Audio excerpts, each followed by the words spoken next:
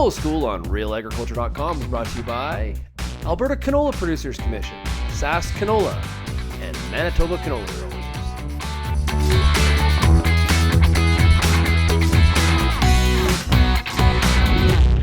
Hello, my name is Hector Carcamo. I'm an entomologist at the Lethbridge Research and Development Center, that is part of Agriculture and Agri-Food Canada.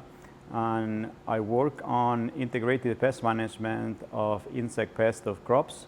I specialize to some extent on Lygus bugs, Cabbage Seedpod weevils, and flea beetles in canola, but I also work on other crops. I work on field peas, fava beans, and the focus there is the pea leaf weevil and also Lygus bugs in fava beans. Okay. So I'm going to spend a bit more time now talking about Lygus bugs and Cabbage Seedpod weevils.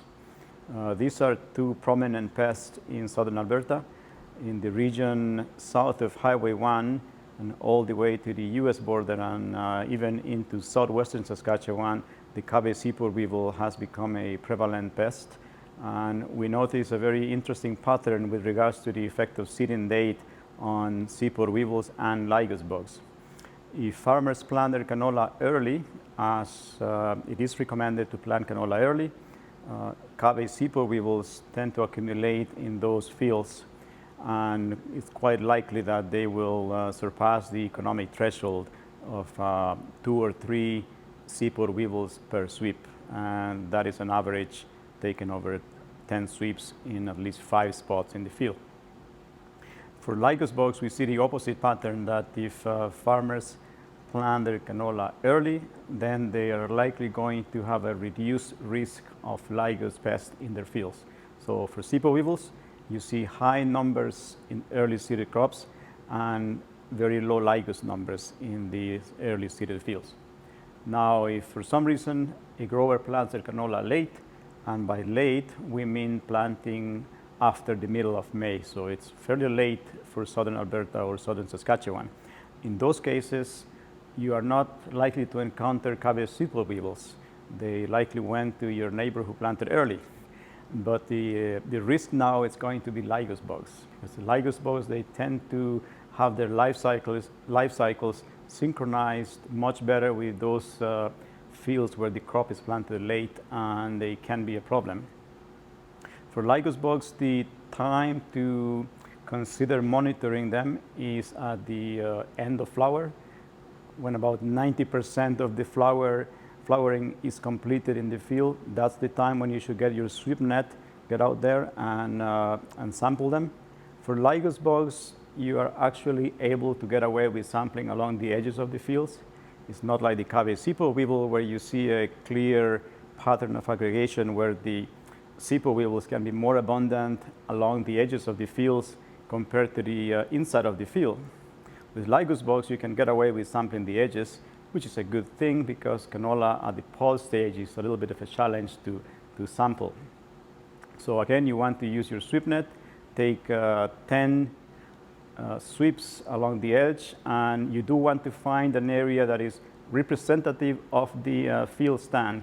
You want to avoid those areas that are very thin, because Lygus numbers can be much higher there, or it's just easier to sample there and you get an inflated number. So you want to make sure that you find an area that is representative of the field.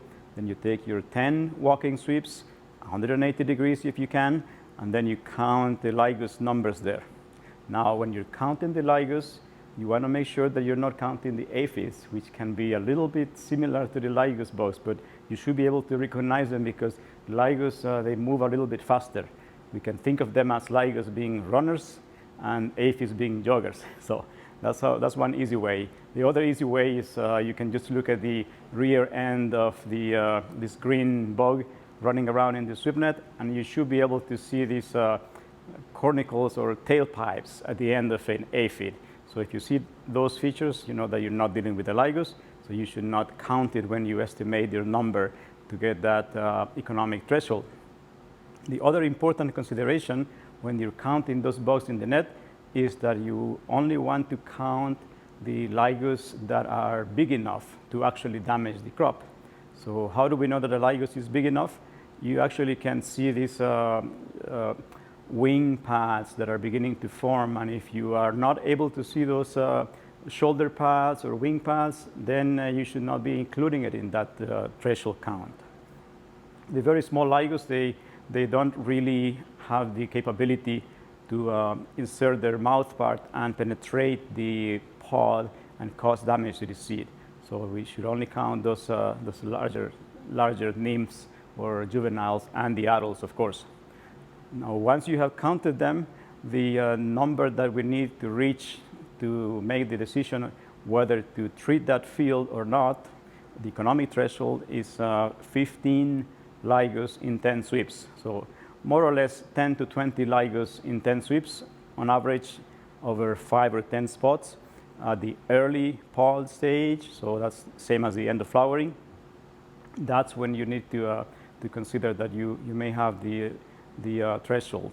And these thresholds are relatively specific to regions. So we're talking about the drier areas of the prairies.